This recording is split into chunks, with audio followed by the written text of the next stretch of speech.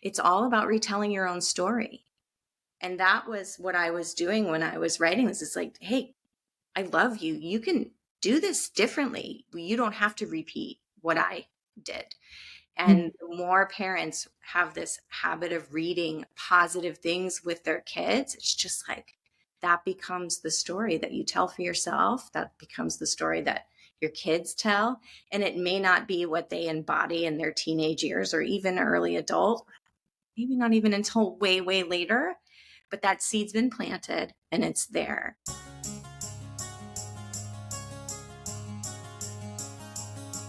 Hello, everyone. I'm your host, Dr. Shafer of Talks with Dr. Shafer. I'm a physician, mom, life coach, musician, author, publisher, and I am passionate about helping you reclaim your story so that you can build your most beautiful future. I'm so happy here to have another inspiring guest for you storytellers.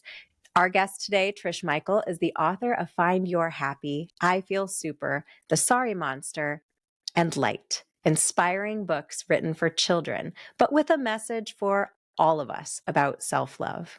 A cancer survivor, mom, and entrepreneur, author, artist, and photographer, Trish Michael is here to share her inspiring story with us today.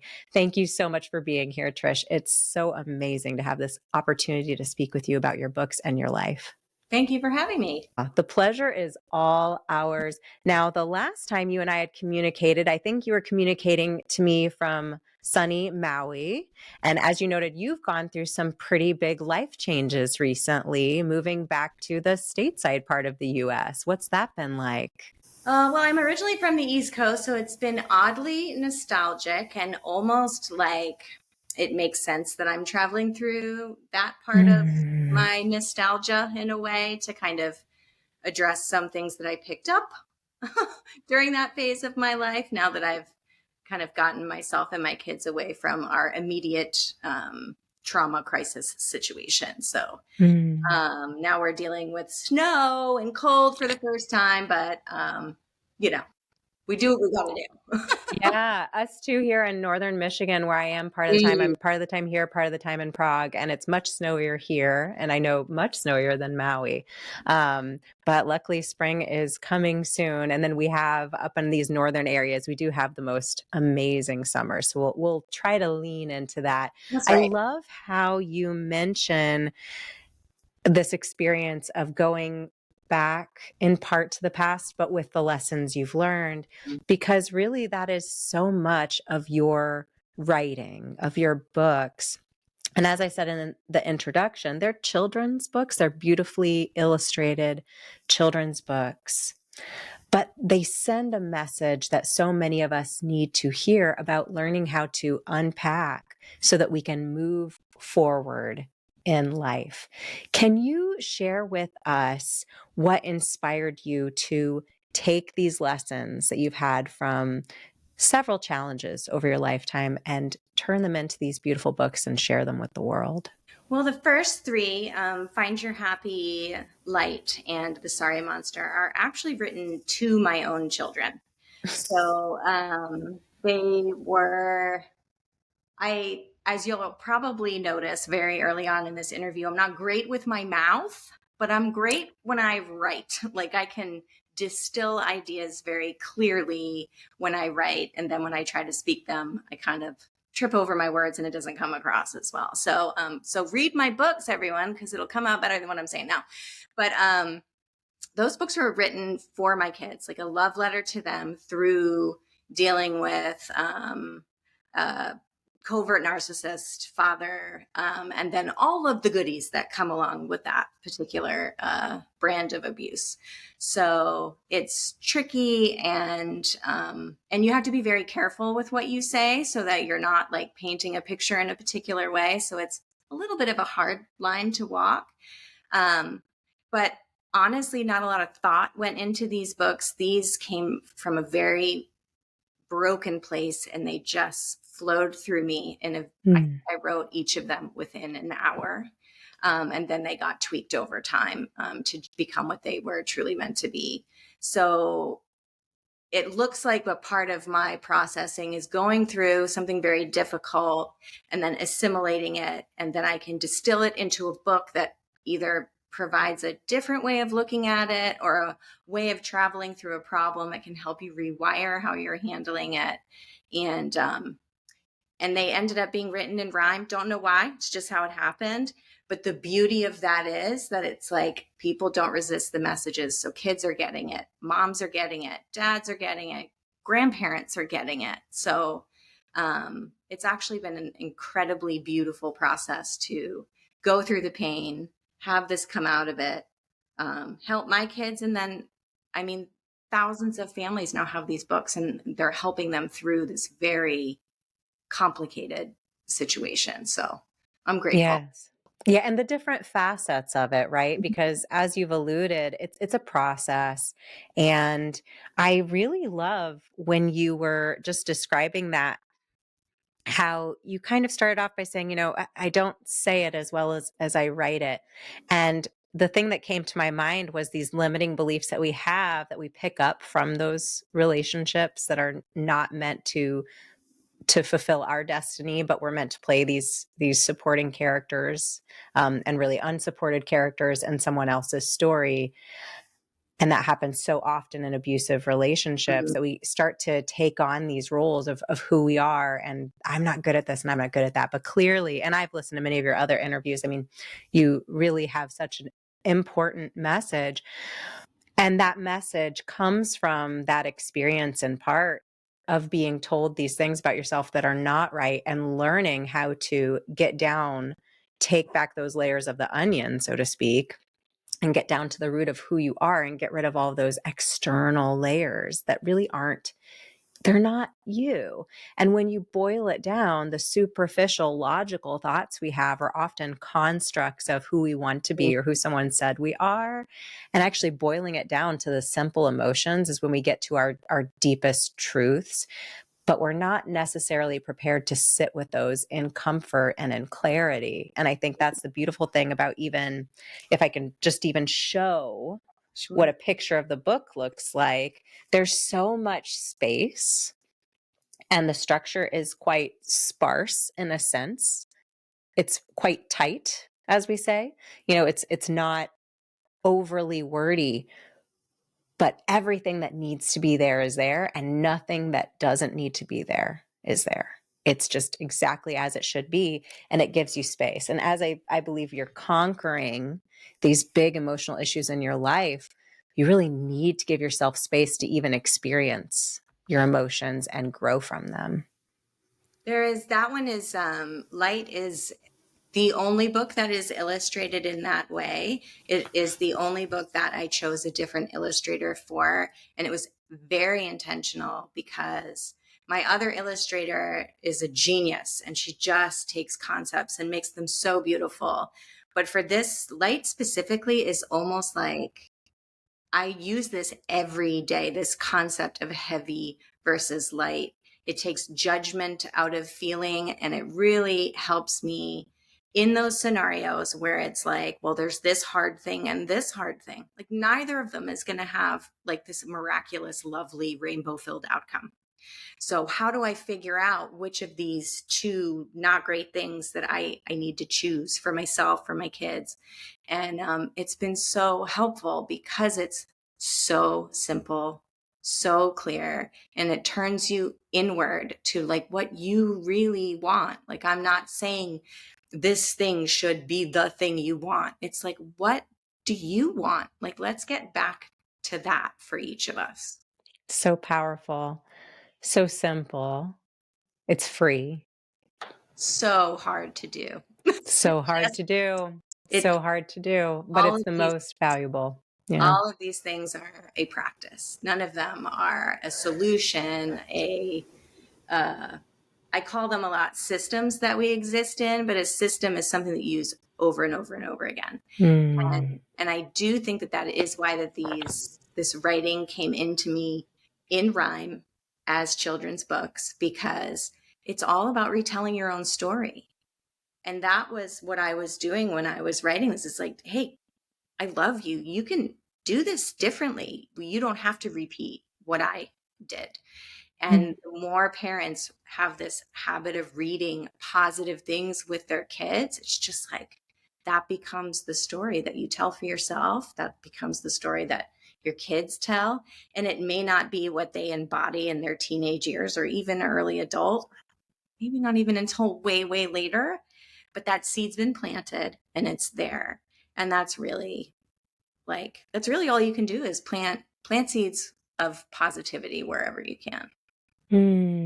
Those seeds can become your kids' inner voices, but they will never be if you're not planting them. And I think a really important point is we can say what we want, we can write what we want, but if our lives are being lived in such a way that it's so disparate from the methods that we're trying to teach, that sends a confusing, mixed message. And that brings me to reflecting back on your own personal journey and how you really came to embody the lessons that you're trying to teach through your work.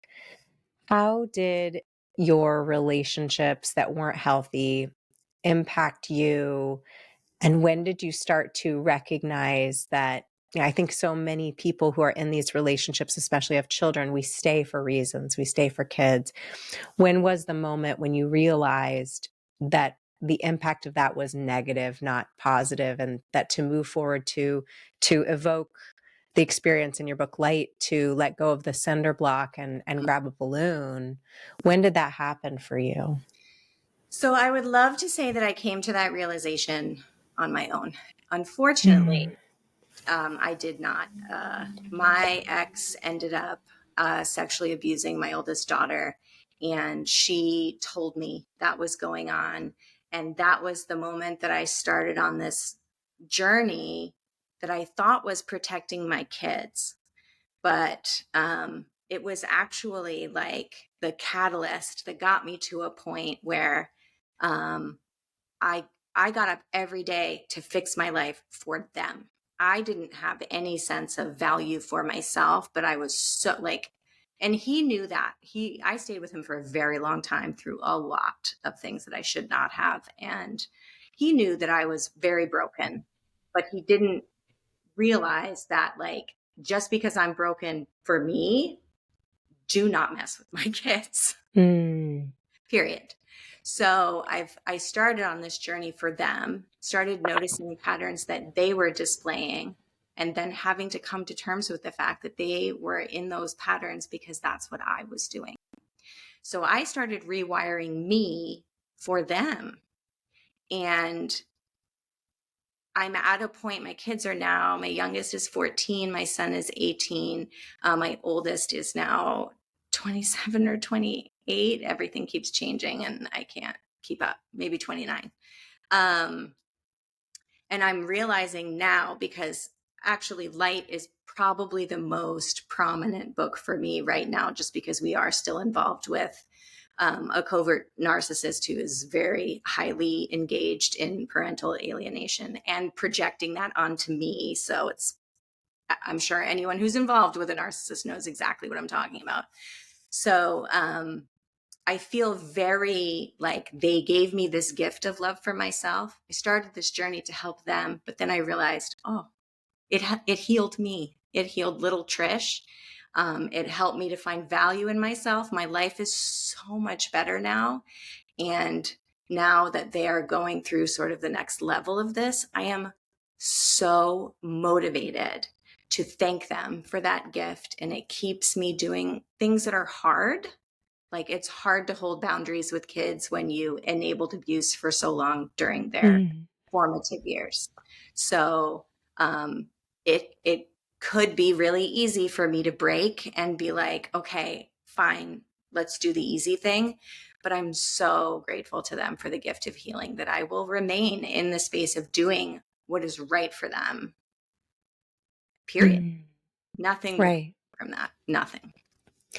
And I encourage everyone to buy this book, whether you have kids in the home or not, because they're all wonderful. But I think Sorry Monster, that works for adults too very well, because I think a lot of us are feeding sorry monsters well beyond our childhood. But the one that really impacts me as an adult the most, and I think it's so beautiful because, again, I think the sparse, direct but perfectly weighted language in a story like this is a perfect way to quickly reset your intention for the day.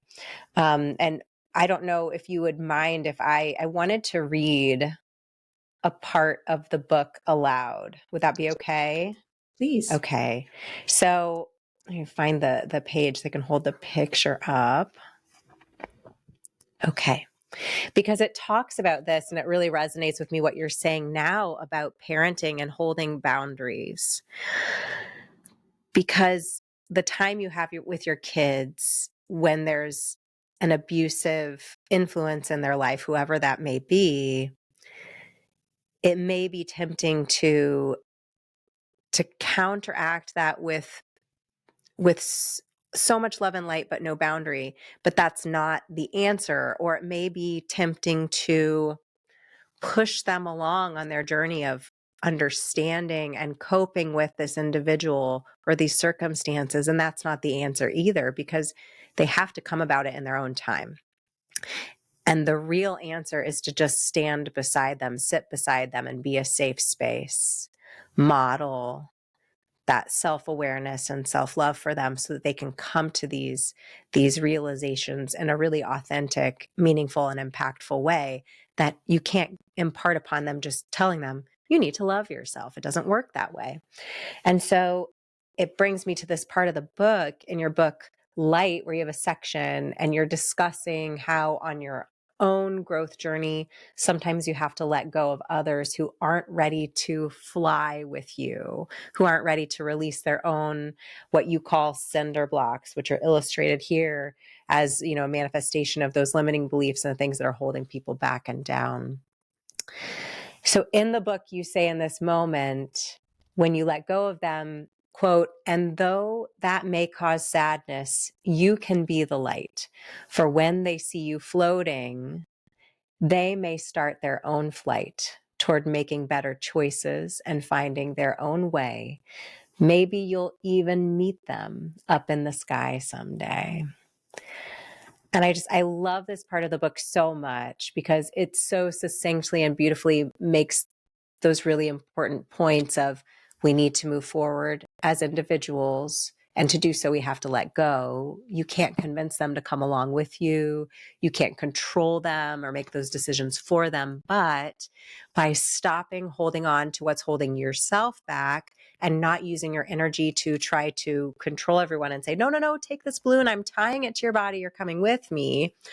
And instead just modeling those good choices, you may serve as an inspiration to those around you to help them on their journey, but in their own time. Right. And that's something that I use these balloons like all day, because with my youngest, my two older kids are a bit estranged right now just because of the complications that we have, and because I need to hold myself in this place of inspiring what it is to have boundaries, showing them what can happen when you do. And you can't do that if you're where they are. You have to be where you need to be to kind of show them the way. But with my youngest, I find I'm like just constantly trying to hand her balloons. And there are days that she just pops them. And I'm like, every time I hand you one of mine, I'm not flying as high. I don't give balloons to people who let them go or pop them. So what are you going to do with what I'm handing you? Because it's precious.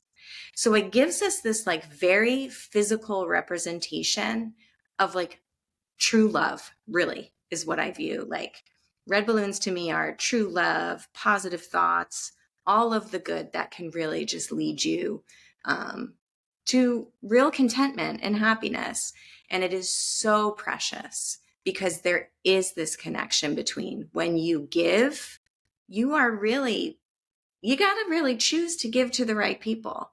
So that book in particular, I do find I use more than any of the others on a daily basis, because it's so nice to have that tangible example of these concepts. I agree. Now, moving into another book of yours, The Sorry Monster, which I know you have people in your life that overfed their sorry monster and maybe continue to do so.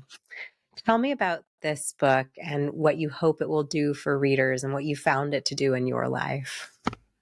So again, it's almost like giving a character sort of a fun spin on what is actually a pretty big problem. I did hand this to my youngest daughter. This is a habit of saying sorry too much. And for me, it was very much a lacking self-worth, lacking I didn't feel like I had the right to be places or say things or do things. And so I would say it and do it, but then be like, sorry, maybe I shouldn't have said that. And again, in healing myself and going through this process of trying to think better thoughts, align with things that serve me versus things that don't, I did notice that my youngest was saying it to almost such a ridiculous degree that I was like, okay, you don't get to say sorry anymore. You have to say broccoli, to try and get her to realize, like, should you be saying any word that much in your day? Probably not. So it like grew over the years. Like we tried 5 burpees for every sorry. Like Ooh, burpees. Ooh. everything. But again, this gives it sort of this playful spin and personifies it in a way where it's like, well, how are you treating your monster? What are you feeding your monster today? Because your monster's not going to feel good if you don't feel good. It's just this concept of, hey, you can hear you. What are you saying to you? So the goal with that one was to help her to choose better words. Like if you are saying anything on repeat, it's similar to when you start speaking in absolutes, always, nevers. That's an indication that there's like something going on. What's underneath that? Let's see what's underneath that. So when you have the urge to say you're sorry, if someone has a bad day, what's a more like connective way of communicating with that person? Instead of making it about me, oh, I'm sorry, let's keep it about that person. Let's see if you can create a level of connection, relatability. What are the other words we can use? So it sort of travels through the different scenarios, different things we can say to break that habit and to like learn more about people, which I find Yeah. very valuable. Everyone's got a story, and once you know it, you feel less alone. So I have so many thoughts as you discuss this. One about the emotion, getting down to what is the emotion that we're saying once we recognize the habit, which is really important. And you do a great job through inserting a ridiculous word like broccoli that we don't say in our daily lives. Okay, now I'm realizing, goodness, I'm stopping now because I'm having to say broccoli. And I realize, oh my gosh, I said sorry 100 times today. That doesn't make sense. Then why are you saying sorry? Well, because I messed up. Okay, you messed up, but why are you saying sorry? Or I interrupted you. Okay, why are you saying sorry instead of saying, I stepped on you. I was so excited. Tell me what you wanted to say, right? Why are we leaning into this sorry? Where is this coming from? And often it's coming from this feeling of bad boundaries about where they begin, where we begin, where that ends, and what we deserve within that relationship, right? And I've crossed the line when really I was just exerting my own existence in this moment, in this conversation. We say sorry for existing so often. And I will say, you're a person who's traveled quite a bit and lived in different places. I noticed, I'd love to hear your reflection on this. I recently was in Europe. And I came back to the States, and it struck me more intensely than it ever had that when I was in Europe, men and women just acted like individuals, right? Sometimes they bumped into you, sometimes they were in your space, sometimes they stepped on you, hit you with something. Oh gosh, and then they just walked away, right? No big deal. Just busy city. This is what happens in life. I stepped off of the airplane in Detroit. And what I noted on this evening, it wasn't busy in the airport. There really weren't crowds. You didn't have to worry about bumping into anybody. It was not a busy night. Every woman I saw, if I came within 10 feet of them, stopped their trajectory of where they were walking, looked at me, head bowed, said, "Oh, I'm sorry," Mm-hmm. and changed where they were walking, as if me from 10 feet away, as if they were violating my space, even though we were just both on our own trajectory. No one needed to do anything other than just, make sure we didn't knock each other over. That's all, common courtesy. But there was this consistent Mm-hmm. experience of my recognizing that these women seemed to be afraid to take up space and offend me by their mere existence. Yeah. And it struck me so deeply, and it was just happening over and over and over and over again, and it broke my heart. And so it makes me so passionate about tackling topics like this, because we are feeding these sorry monsters, and they're affecting not only us, but our kids. And, a lot of these people were quite young women. They were in their 20s or Yeah. younger, but most of them were in their 20s. And they were going around feeding their sorry monsters like crazy. And how is that affecting? It may seem polite or respectful to some people's perspective in that casual interaction, but how is that affecting the choices they're making in their work, with their relationships, their intimate relationships? What power control dynamics is that setting up for them in their lifetime? Right. I really, as I mentioned, I'm originally from the East Coast, and I feel like I learned a very valuable lesson riding the subway. And I tell my kids this as my example because I didn't have many boundaries when I was younger. And I would ride the subway, actually, as a quite young woman, and someone would sit down next to me, and I would scoot towards the Hmm. and then they would spread out more, and then I would scoot. And I would end up crammed in this little corner. And it's like, oh, they didn't do this to me. I did this to me. If I hadn't Hmm. moved, this wouldn't have happened. So it's like you need to maintain your own space. You are allowed to take the train. You are allowed to be in the stairwell. You are allowed to walk a straight line if you want to walk a straight line. And I feel very strongly that like I read energy more than I listen to words from people anymore. So how you hold yourself in a space, like someone can sense if you're gonna cram yourself into the wall. They can sense it, and they will adjust their behavior accordingly. So I show up, and I'm not cramming anyone else into a wall, but I'm not moving from where I'm at. So Hmm. I think that it is like a pandemic in a way of I see it a lot in women, but I'm also very cognizant of the fact that it isn't just women. There are like narcissist women out there abusing stable parents who are men. Wasn't my experience, but I'm hearing that more and more. So I think it's important to make that statement that there are lots of people doing this. And Hmm. I think that telling this story to your kids, reading it on repeat, it will not only help your kids to start out the right way, but it will help you to rewire your own stuff. It's Yeah. really powerful. Yeah. And you have to rewire your own stuff. As you said, you have to be observant of your responses, to edit them. And for me, when I came out of an abusive relationship and I was trying to reconnect with people because I'd been so isolated, I really barely even spoke to anyone that was outside of the nuclear family. And those conversations were heavily controlled and weren't even in my native language, which was also heavily controlling because I could only speak certain things because I only had so much use of the language, right? So there were so many limitations and how much I was able to communicate, how that was responded to, et cetera. And so a part of reclaiming my story in my life was actually just speaking to people and figuring out how to show up in the world. And I can remember on my journey walking down the street and realizing that I always did what I witnessed young women doing in the airport recently.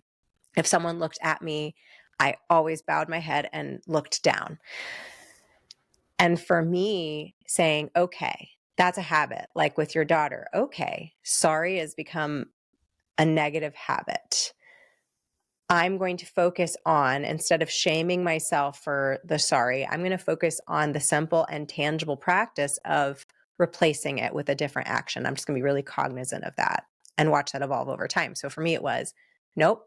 If my head goes down, I was very cognizant of, nope, eyes up, head up. There's no reason that you need to bow your head and look away from someone. There's no reason. That's not asked of you. That's your response to them. And that simple act of creating a new habit made me feel more confident and changed how I was presenting to that person. And likely, especially when you're talking about walking around a city alone as a woman, like I was presenting myself as a person who would bow my head, right? That's not necessarily the safest message to send people around you. Whereas walking through the world confidently presented myself differently. And that small change in just my physical presentation really started to change how I was mentally showing up in those spaces. And it just had this effect that just snowballed. And Yeah. so I love this concept that you have so beautifully outlined and simply outlined with just focus on the word, just replace the word. And when we replace the word, we can start to deal with what's beneath that word and that habit.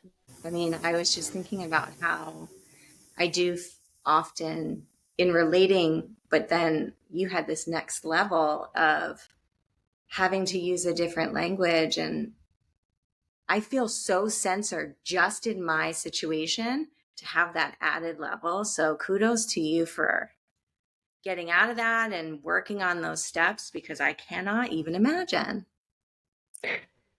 I think, and this is why I'm really passionate about having these conversations as well as work like the work you're doing. When we tell our stories and use our voices, it's so impactful. And for me, last year was really a difficult time in our family as we were just, evolving and coping with how things are changing and how as our kids get older, they've experienced certain things in their life, whether it's bullying, divorce, there's maybe some abusive tendencies in the family or abuse. And they'll have experienced it. Maybe they've had the opportunity to go to therapy if that was necessary. Or maybe you feel like, okay, we went through this, but we grew as a family and we got through it. Then puberty hits, or God, yeah. then they develop differently, like they are at a different neurological stage of development. And not only are they still experiencing potentially unhealthy relationships, they're still going through life's everyday challenges, but now they're looking through different lenses at the experiences that they've already had and starting to say, goodness, why did that happen to me? That's not fair. That's not right. So they're constantly, especially I think in early development in our teenage years, they're constantly coming to grips with not only what they're experiencing now, but what they experienced before. And so for me, when we were going through a time like that, where I think we were reliving Mm, things, yeah. going through your books together as a family was really instrumental in giving age appropriate tools to Mm, help cope, because we can't make the experience go away. But what this is about is giving ways to cope and see yourself externally, but in a way that helps you redirect your efforts internally. right. So we can either take that energy and just beat ourselves up and take all the paths that we have up until this moment, or we can choose, okay, where is my power? My power is within me. What am I thinking? What am I saying? What am I doing? Those are the things. And that's something that's so, what I really try to drive home, especially now in the state of the world now. Like, it does not take any large, monumental revolution. It takes tiny choices in each moment every day. That's where change comes from. And I am living proof of that, from being broke, sick with cancer, literally dying, um, getting a divorce, dealing with 3 suicidal kids. And now, like, my kids are solid. They're still going through stuff, as everyone will. That's life. But they're solid and they have support in their own ways. And I'm happier than I've ever been. And I'm looking towards more happiness. I'm not feeling like, oh, I have too much. I'm like, no, it's unlimited. Let me go get all of the happiness because I deserve it. What a concept for me. And I get to model this to my kids. Like, this is so fun. Night and day from 8 years ago, night and day. So little, little steps every day make all the difference. I so appreciate you sharing that experience because that is where it's at. You know, I think some people, when they see you at a healthy, healed place and they hear someone who has such beautiful wisdom and is able to collect it in this beautiful way and share it, I think it's really because of the way our brains are wired, really, we think, oh, wow, that person has it all together. Wow, they're so lucky. And the reality is, those lessons were hard earned, and you won't find someone that has something really, really amazing to share that didn't fight tooth and nail to get to the place where they could share it and had something really meaningful to share. It doesn't work otherwise. And it really, when you were just speaking about, you know, creating your life and creating your future and leaning into your superpowers, it made me think of your other book, that I Feel Super. And I grabbed the coloring book because I think, you know, when you're feeling not super, there's something so transformative about coloring and art to begin with. And I had Kirk Martin on the show, and he works on calm parenting, and he has helped, you know, a million parents with calm parenting. And one of the things that he shared was, if you're in a conflict with your children or your grandkids, grab a colored pencil, a crayon, sit at the kitchen table and just draw. Because it's really hard to be angry and screaming and yelling when you're drawing. Yeah. Right. And Yeah. so I love that. We actually played it yesterday in the airport where one of us will draw a squiggle and hand it to the other person, and that person Mm. something, then they draw a line or a squiggle. And it just creates this reminder that, like, we see things from very different spaces, but that doesn't mean that we can't create beautiful things together. And all of those coloring books came out of this, like, even I Feel Super, the illustrations go from black and white to color as I improved my life. And I feel like kids being able to add their own color to these stories and make these stories their own. It's just like Yeah. one more way that they can integrate it into their own lives. And here's this balloons, and it really kind of evokes, you can tell me how it feels for you. For me, it evokes that feeling of, you know, I'm a superhero. She's got the cape, but she still needs the balloons, right? She's still learning how to fly. Or another way to look at it would be, okay, I can fly, I have my cape, but I also have learned how to capture a little piece of my superpower and hand it to someone else. And you don't have to be superhuman to be Mm-hmm. a superhero. You just have to be you. Just be you. That's what you're here for. When you do that, the beauty that comes from that is like crazy. So I really do think that we literally are all superheroes when we just show up as ourselves. Yes. Oh, I appreciate that. And one of the things I've heard you talk about, you know, boiling it down, the message for everything is a message of self-love and worthiness. That's where it's at. Like, just take good care of yourself. That's why you're here. There's only one person here who can take care of you. If you think it's your mom, some people lose their mom. You think it's your dad, some people lose their dad. Some people have no one, and then some people have all of these people and still don't feel cared for. That's you. It's your job. Take care of you, and then everything else falls into place. That's so beautiful. Is there anything else that you want to share with listeners, things that you have coming up? And certainly please share your website information and where people can connect with you, because just like me, I'm certain I found you on Instagram. I was scrolling and I came across a video that you had about your amazing books, and I clicked order immediately, and I was so excited to receive them. How can people connect with you and bring these books and their message into their lives to help their families? www.trishmichael.com. That's my website. I am on Instagram and Facebook, but uh, it's it's not really about books. It's more about like me and what I'm doing on a daily basis. So it's not necessarily like, but again, I'm having a lot of fun. I do talk about my books occasionally, but I'm usually relating them to my life. So it gives sort of a window into how you can integrate. It may seem silly to integrate children's books into your adult life, but there's a beauty in not resisting the message. So open the book, read it. People are getting them for their like college graduates, their high school graduates. There's something so universal and so like needed right now with like empowerment and making things a little easier.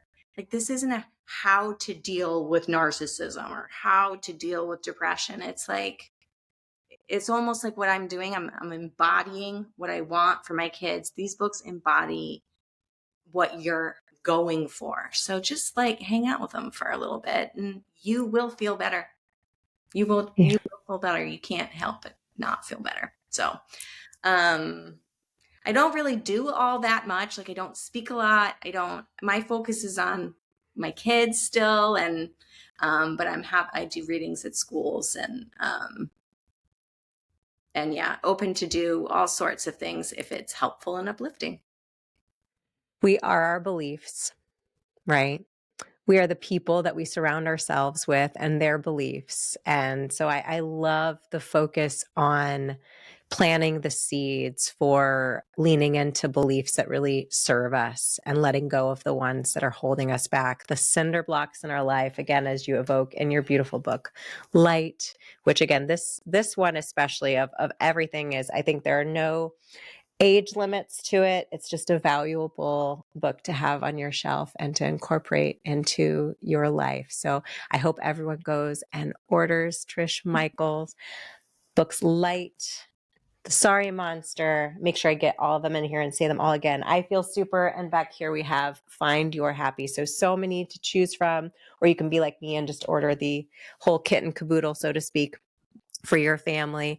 And yeah, I'm just so grateful, Trish, for you sharing your wisdom and just creating this space with us today. Thank you so much for your time and for everything you're doing. Thank you. And thank you to our storytellers. It's been wonderful to have you here. Please subscribe to the show so you don't miss our upcoming inspiring guest episodes with people who have reclaimed their story and are living incredible and inspiring lives, just like our guest today. And also join us on Thursdays for our short talks, where we work on mastering our mindset from a neuroscience informed perspective. Until next time, stay safe and take care. I'll talk to you soon.